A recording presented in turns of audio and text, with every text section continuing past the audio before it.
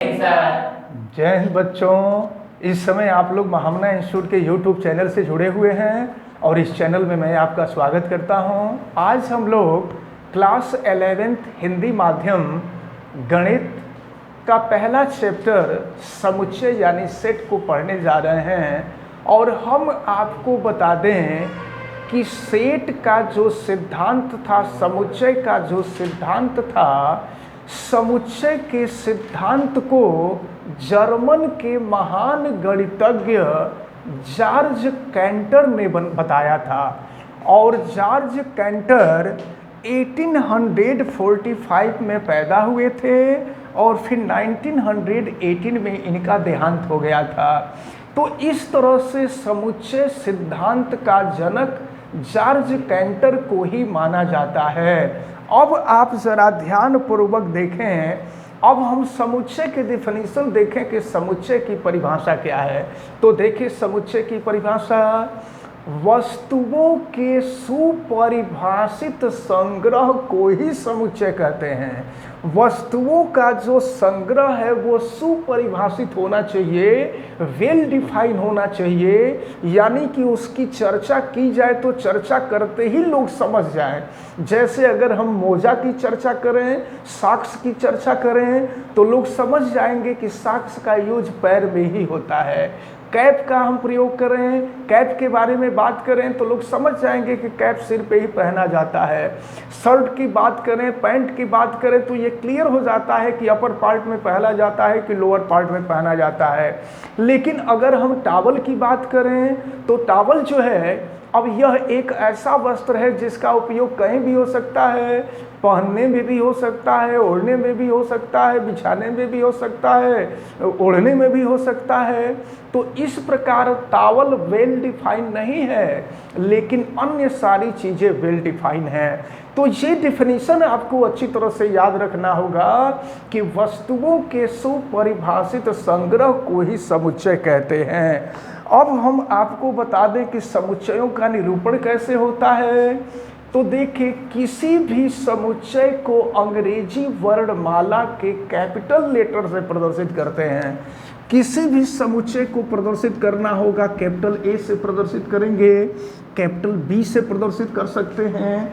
तो किसी भी समुच्चय को अंग्रेजी वर्णमाला के कैपिटल लेटर बड़े अक्षर से प्रदर्शित करते हैं और इनके अवयवों को मझोले कोष्ठ के अंतर्गत कामा से पृथक करके लिखा जाता है। जैसे मान लीजिए ए है, ई है, आई है, ओ है, यू है।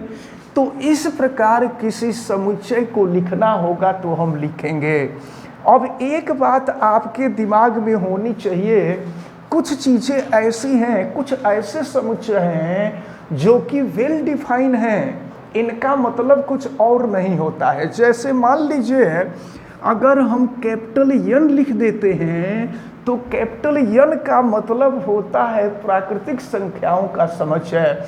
कैपिटल एन देख करके ही आप समझ जाएंगे कि ये प्राकृतिक संख्याओं का समुच्चय है। अगर जेड कहीं लिखा हो तो जेड का मतलब होता है पूर्णांकों का समुच्चय। अब इसके बारे में कहीं एक्सप्लेन नहीं किया जाएगा। ये जितनी बातें आपको बताई जा रही हैं इसको आप अच्छी तरह से अपने दिमाग में रखे रहेंगे। अब इसी तरह से अगर मान लीजिए क्यू है तो क्यू का मतलब होता है परिमेय संख्याओं का समुच्चय। अच्छा, अगर मान लीजिए जेड प्लस हो तो जेड पूर्णांक होता है और जेड प्लस का मतलब धन पूर्णांकों का समुच्चय। अगर क्यू प्लस कर दिया जाए इसका मतलब धनात्मक परिमेय संख्याओं का समुच्चय। आर करें तो आर का मतलब रियल नंबर यानी वास्तविक संख्याओं का समुच्चय। अगर r प्लस कर दें तो धनात्मक वास्तविक संख्याओं का समुच्चय।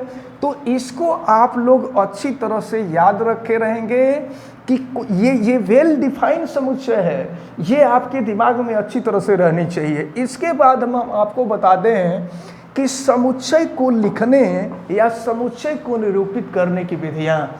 तो समुच्चय को निरूपित करने की दो विधियां होती हैं। पहली विधि जो होती है यह रोस्टर विधि होती है। रोस्टर विधि, रोस्टर रोस्टर, या इसी को टेबुलर मेथड कहते हैं, or tabular method. Tabular method तो ये रोस्टर विधि है, समुच्चय को निरूपित करने की ये जो पहली विधि है, इस पहली विधि को हम रोस्टर विधि कहते हैं। और इसके बाद इसकी जो दूसरी विधि है, दूसरी विधि को हम समुच्चय निर्माण विधि, समुच्चय निर्माण, या इसी को गुण विधि भी कहते हैं, गुण या गुण विधि। तो इसको अच्छी तरह से आप याद रखे रहें, समुच्चय निर्माण यानी इसको set builder, set builder or property method, property method.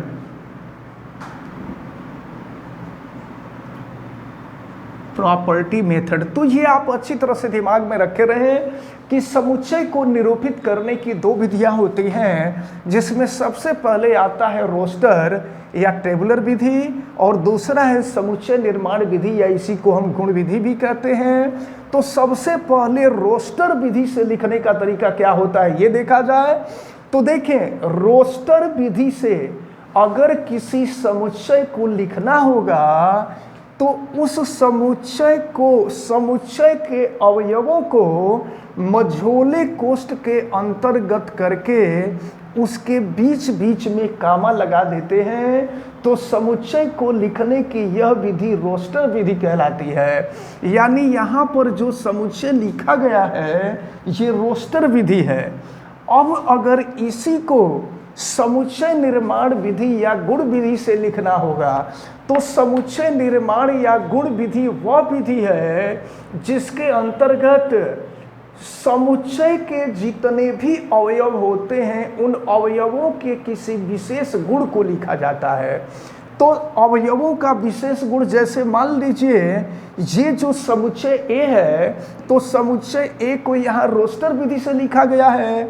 अगर इसको हम समुच्चय निर्माण विधि से लिखना चाहें तो समुच्चय निर्माण विधि से देखिए इसी को हम लिख रहे हैं, A is equal to x such that x अंग्रेजी वर्णमाला का एक स्वर लिख देंगे, यक्स अंग्रेजी वर्णमाला का एक स्वर, स्वर व्यंजक आप लोग पढ़े हैं ना। तो इसका मतलब देखिए, इसको भले ऐसे लिख दिया गया कि ए इक्वल टू यक्स, यानी इस यक्स के स्थान पर क्या होगा, अंग्रेजी वर्णमाला का कोई स्वर होगा। और आपको पता है कि अंग्रेजी वर्णमाला के 5 ही स्वर होते हैं, ए ई आई ओ यू। तो इसको आप सभी लोग अच्छी तरह से याद रखे रहेंगे कि अगर समुच्चय की कोई भी समुच्चय हो और समुच्चय को अगर रोस्टर विधि से लिखना होगा तो ऐसे लिखेंगे, और अगर समुच्चय निर्माण विधि से लिखना होगा तो ऐसे लिखेंगे। और चलिए अब हम शुरू करते हैं प्रश्नावली 1.1। देखें प्रश्नावली 1.1 क्या है। देखें अब हम आपको प्रश्नावली 1.1 बताने जा रहे हैं। तो प्रश्नावली 1.1 यानी समुच्चय जो पहला चैप्टर है क्लास 11th का, इसके हम प्रश्नावली 1.1 बताने जा रहे हैं। प्रश्नावली 1.1 में दिया हुआ है, निम्नलिखित में से कौन से समुच्चय हैं, अपने उत्तर का औचित्य बताइए। यानी आपको बताना है कि कौन समुच्चय है और कौन समुच्चय नहीं है। तो हम आपको पहले भी बता चुके हैं कि समुच्चय वही होगा जो वेल डिफाइंड होगा, यानी सुपरिभाषित होगा। अगर सुपरिभाषित नहीं होगा तो वो समुच्चय नहीं होगा। तो अब देखते हैं फर्स्ट क्वेश्चन, यानी पहले में जो फर्स्ट पार्ट दिया हुआ है वो दिया हुआ है, जे अक्षर से प्रारंभ होने वाले वर्ष के सभी महीनों का संग्रह। तो अब जे से शुरू होने वाले कौन कौन से महीने हैं, तो जे से हम देखें तो सबसे पहले तो जनवरी आता है, फरवरी नहीं आएगा, मार्च नहीं आएगा, अप्रैल नहीं आएगा, मई नहीं आएगा, जून आ जाएगा। इसके बाद हो जाएगा जून, और जून के बाद फिर हो जाएगा जुलाई। तो याद रखे रहिएगा, पूरे 12 महीनों में से साल के जो 12 महीने होते हैं उन 12 महीनों में से यह 3 ही ऐसे महीने हैं जो जे से शुरू होते हैं। तो इस प्रकार हम कह सकते हैं कि जे से शुरू होने वाले 3 महीने। एक चीज और हम आपको बता दें, ये वेल डिफाइन है, क्योंकि अब अगर आप किसी से भी पूछेंगे, अगर मान लीजिए आप किसी यूरोपीय कंट्री में जाके पूछते हैं, जर्मनी के किसी व्यक्ति से पूछते हैं तो वो यही जवाब देगा, रसिया के किसी व्यक्ति से पूछते हैं तो यही जवाब देगा, चाइना के किसी व्यक्ति से पूछते हैं तो यही जवाब देगा। तो कहने का मतलब हमारा ये है कि जो वेल डिफाइन होता है, और ये वेल डिफाइन है, जो वेल डिफाइन होता है वो समुच्चय होता है, यानी जो चीज़ बिल्कुल कन्फर्म होती है वही समुच्चय होता है, और जो चीज़ कन्फर्म नहीं होती है वो समुच्चय नहीं होता है। फिर इसके बाद सेकंड पार्ट देखा जाए, सेकंड में क्या दिया हुआ है? सेकंड में दिया है भारत के 10 अधिक प्रतिभाशाली लेखकों का संग्रह, यानी भारत के कौन से ऐसे 10 लेखक हैं जो प्रतिभाशाली हैं। तो प्रश्न ये उठता है कि जो लेखक होगा वो प्रतिभाशाली जरूर होगा। अब ढेर सारे नाम हम लोगों के दिमाग में आ रहे हैं।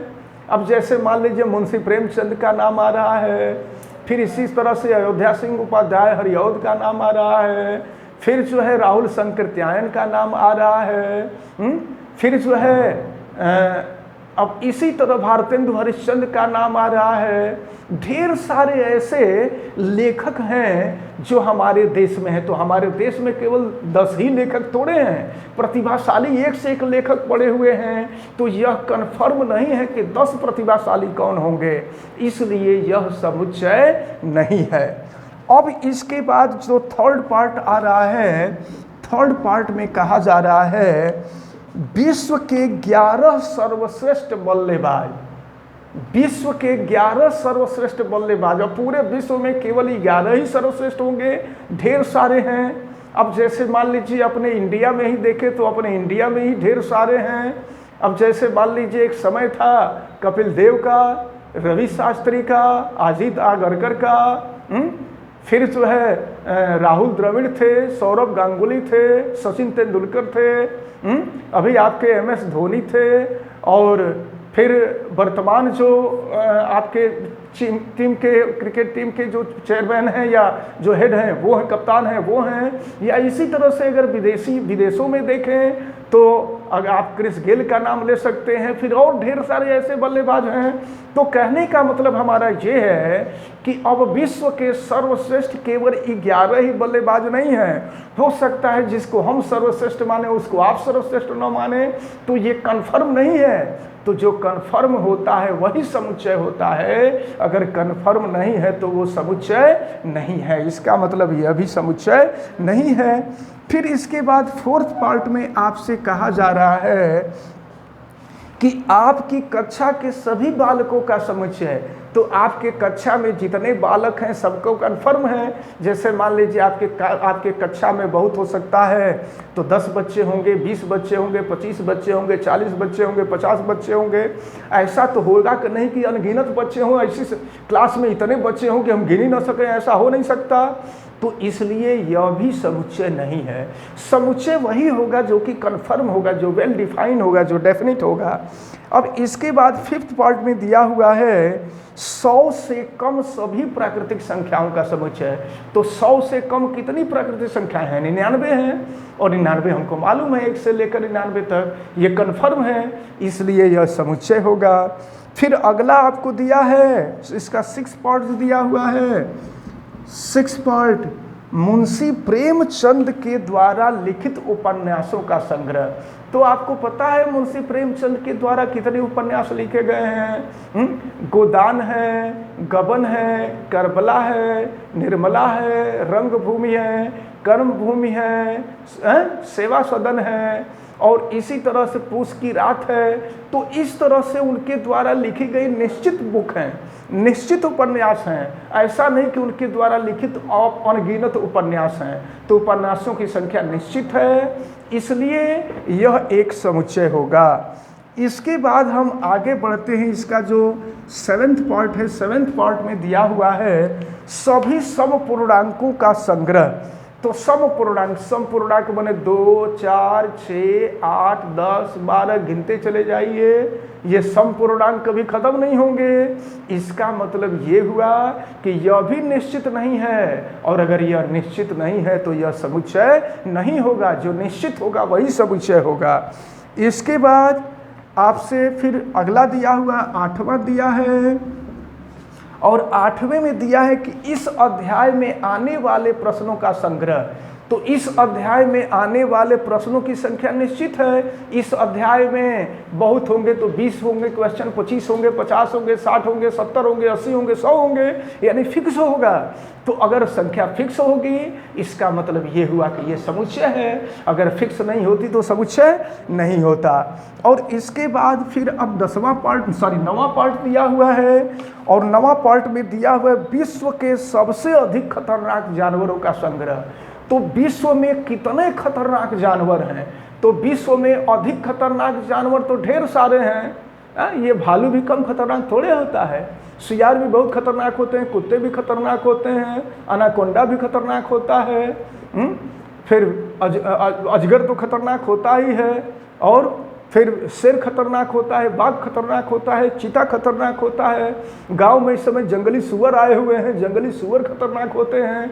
तो ये सारी चीज़ें खतरनाक होती हैं, माने इनका कोई ठिकाना नहीं है कि इनकी संख्या कितनी होगी, इसलिए यह एक समुच्चय नहीं है। तो इस प्रकार प्रश्नावली 1.1 का पहला क्वेश्चन, पहले क्वेश्चन में 9 पार्ट थे, ये 9 पार्ट आज समाप्त होते हैं। और हमें उम्मीद है कि आज के वीडियो में जितने भी चीज़ें आपको बताई गई हैं सभी चीज़ें आप लोगों को अच्छी तरह से समझ में आई होंगी। और आप वीडियो को लाइक जरूर कीजिएगा, चैनल को सब्सक्राइब नहीं किए तो चैनल को सब्सक्राइब भी कीजिएगा, बेल आइकन को भी प्रेस कीजिएगा, इस वीडियो को मैक्सिमम स्टूडेंट तक शेयर भी कीजिएगा, और उनसे आप जो है इस चैनल को सब्सक्राइब करने के लिए भी बताइएगा। और अगर किसी भी प्रकार की दिक्कत समझ में आती है तो आप हमें कमेंट करके बताइएगा। और इस तरह से लगातार मैथ पढ़ने के लिए आप लगातार वीडियो से जुड़े रहें, रोज नया नया वीडियो आप में पढ़ता रहेगा और आपको सूचना मिलती रहेगी। आप सभी लोगों को बहुत बहुत धन्यवाद। जय हिंद।